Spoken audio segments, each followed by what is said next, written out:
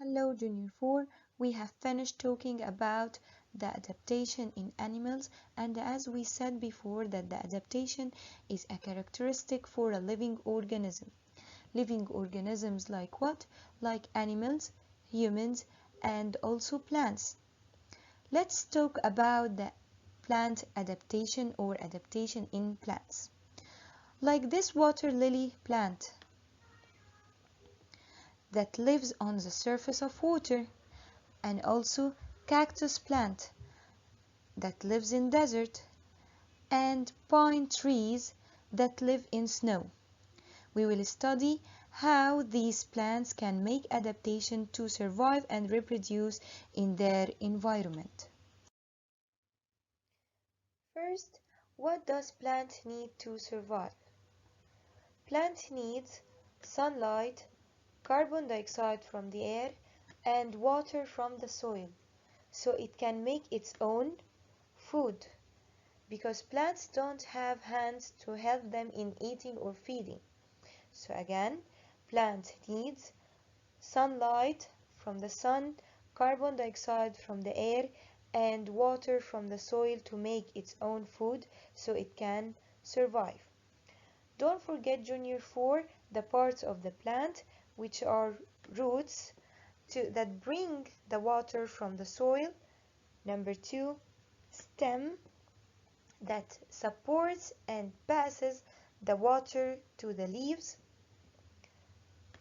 Leaves, the leaf that takes and absorbs sunlight to make the food in it. It's like the kitchen of the plant. And the last thing is the flower. So again, don't forget your Junior 4, the parts of the plant which are roots, stem, leaves, and flowers. Don't forget the needs of the plant: sunlight, carbon dioxide, and water. We are going to study in this plant adaptation two terrific or wonderful trees, which are Acacia Tree. Again, it's called Acacia Tree. Again, it's called Acacia Tree, not Acacia. The second tree called Kapuk Tree. Again, called Kapuk Tree. Both of them, they looks like the umbrella, so we call them umbrella-shaped tree. Okay, so the first tree, Acacia Tree, it lives in Savannah Forest. We can find this forest in South Africa. And the Kapuk Tree lives in forest or rainforest called Amazon rainforest. You can find it in Brazil. So now let's study the environment of each forest. First, the savanna forest of southern Africa. The temperature in this forest is mild temperature. Mild means not too hot, not too cold. So again, the temperature in savanna forest is mild temperature. Look at its land. What is the kind of this land? Does it have water? Is it sandy land or a grassland habitat? It is a grassland habitat. Okay, think with me, Junior 4. The color of grass here is yellow. This means what? Does this forest have plenty of water or lack of water? It has lack of water. Lack of water means little amount of water. So again, does this forest have plenty of water or lack of water? Plenty means a lot of water. Lack means little amount of water. It has lack of water. Don't forget your Junior 4, the needs of the plant. Plant needs water, sunlight, and carbon dioxide. So we have a problem in water here. This forest is characterized by drought condition. Drought means dryness. Again, drought means dryness. So in this forest, we have a problem in water. Can large plants grow there? No. Most of large plants cannot grow there because there is no water or lack of water half of the year. We call this drought season. Okay, drought means dryness. So most of larger plants cannot grow there, except one large tree scattered or spread. Scattered means spread throughout the landscape, which is Acacia tree, the umbrella-shaped tree that lives in Savannah Forest. Let's understand how this acacia tree survived and adapted in the drought condition of Savannah Forest. Don't forget the habitat of acacia tree in Savannah Forest in southern Africa. Acacia tree, it has the different types of adaptation, which are structural adaptation, change in part of the living organism's body, or the change that the living organism has it. So, structural adaptation, change that the living organism has it, and the other type of adaptation, behavioral adaptation, change that the living organism does it, or does an action. So, let's start with the structural adaptation in acacia tree, change in parts of the plant. What are the parts of the plant? Roots, trunk, which means stem, and leaves. Its roots, it has a very long root, grows directly downward, known as tap root. You know the tap that gives you water in your kitchen or in your house? It's called a tap. So this root brings water from deep down from the soil. So they call it tap root. It's a very long root and very thick root. This called tap root. That's the tap root here. Okay, this root, Jr4, searches for water as deep as 35 meters below the soil surface. It's very deep.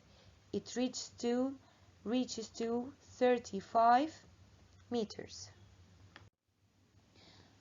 After that, where does this water go?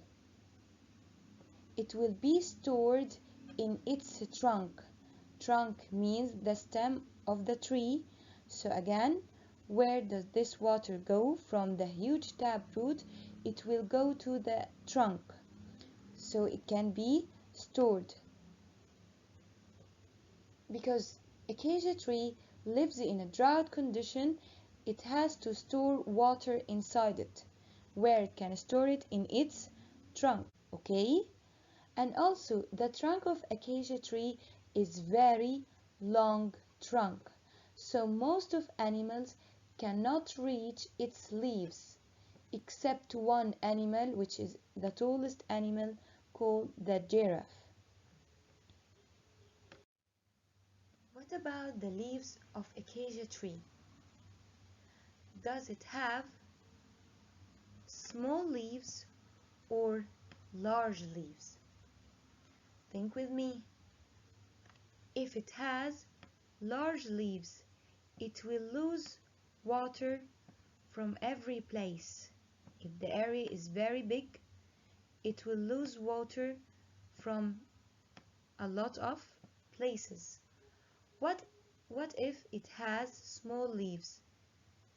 It will lose little amount of water. So acacia tree has large or small leaves.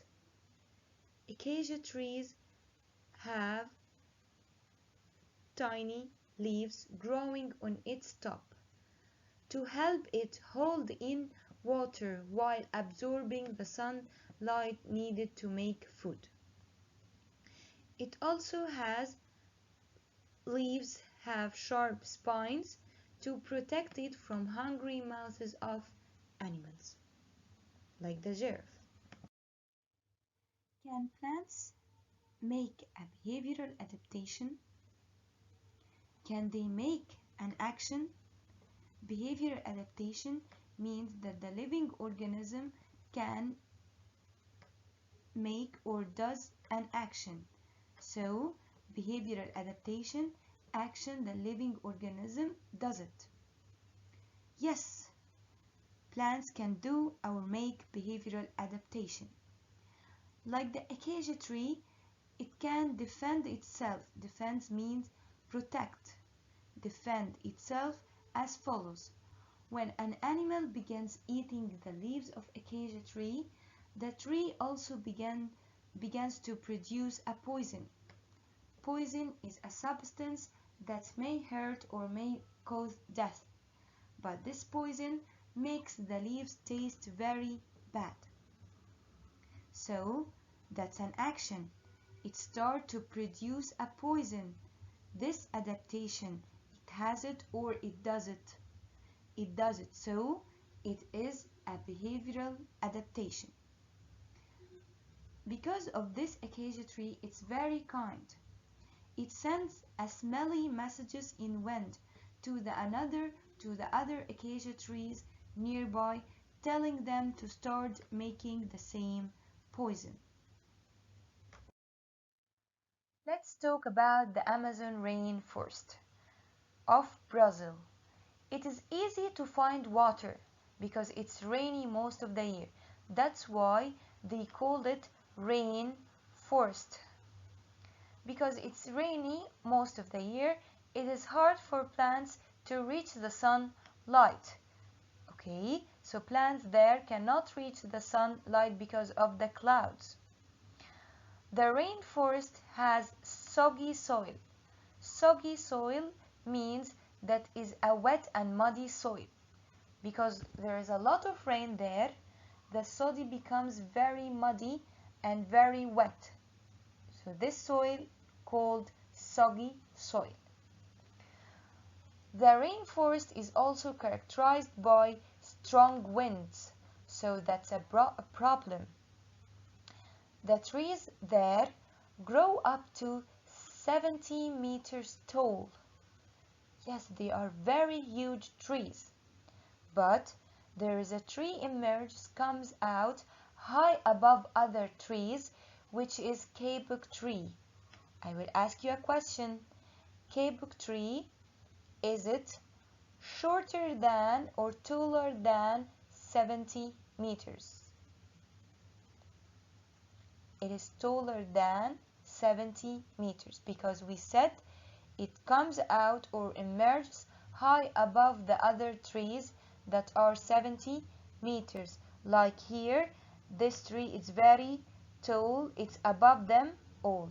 Here they are the 70 meters tall trees till here. Okay, so let's see how this kapuk tree managed to adapt with the environment of Amazon rainforest. The structural adaptation of kapuk tree in its roots. Let me ask you a question. How does this tree stand on the soggy soil? Soggy, the muddy soil. The kapuk tree stays firmly, strongly rooted due to large and wide roots called buttress roots. Called what? Buttress roots. You can see them here in the picture. These are the buttress roots. Are they below the ground or above the ground? Buttress roots are not planted deeply in the ground, but they grow high up on its trunk to hold the tree firmly in the soggy soil. It's like the frame of the picture. You know the frame of the picture? Can the frame stand by its own or it needs something to support it? The frame needs something to support it from the back. The same for the kapuk tree. it needs something to support it from its trunk. What supports this tree? We call it buttress roots. Some of these roots can start up to 5 meters above the ground. 5 meters above the ground, like this. What about the leaves? It has hand-shaped leaves. Hand shape means the same shape of the hand. Hand leaves means the same shape of the hand, with narrow parts that allow wind to move more gently through the leaves without tearing them. We said before that the Amazon rainforest is characterized by very strong winds, so this kapok tree adapted. It has hand-shaped leaves with narrow parts so the winds can move gently between them without tearing them. Behavioral adaptation in kapok tree.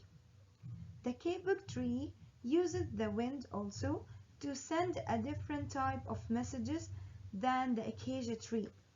The acacia tree sends messages because it doesn't want the animals to come and visit it, while the kapok tree invites bats to come visit its delicious smelling flowers through these smelly messages.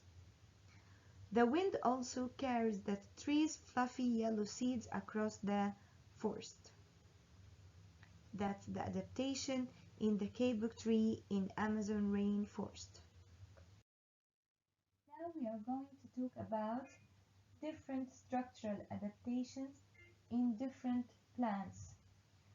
First, mangrove tree, that its habitat in salt water. It has long and strong roots to resist the waves. Number 2, water lily plant, its habitat in wetland. It has wide leaves, wide means large, that float on the water surface. Float on water surface, like if you are swimming in the sea, your dad always tells you, leave yourselves and the water will raise you up. So raising up means float. So this wide leaves float on the water surface. So this plant can absorb a big amount of sunlight. Absorb means take. So it has wide leaves that float on the water surface to absorb a big amount of sunlight. Number 3, palm tree that lives in desert. It has thick roots and small leaves to resist the strong winds. Pine tree lives in snow. This tree has a triangular shape. It is the same shape of the triangle. And it has short branches. This allows the snow, or the short branches allow the snow to slide easily over it, so its branches don't break. It has needle leaves. Needle leaves, very, very thin leaves. So the needle leaves prevent means stop the plant from losing of water. Remember the tiny leaves in acacia trees. The tiny leaves help the acacia tree to not lose water easily. The same for the pine tree. It has needle-shaped leaves to prevent plant from losing water. Number 5, acacia tree that lives in savanna. Its branches grow and gather on the top of its trunk. Gather means collected. so its branches grow and collected on the top of its trunk to prevent the animals from reaching the leaves on its tip of these branches. Now, the last, Barbary fig. You know the Barbary fig that all of us eat it in summer. It lives in desert. Its habitat in desert. It has sharp spines like this, like in the picture. Can you see the sharp spines here? The sharp spines prevent the animals from eating its leaves and fruit. From the previous table, we can conclude that all plants have roots, stems or trunks, and leaves. Plants differ in the structure and shape of their roots, like some of them have very long roots, some of them have buttress roots, differ in stems, differ in leaves to adapt with the environmental condition to survive and grow in their environments. That's the adaptation in plant. Thank you, Junior 4, and see you in the next lesson.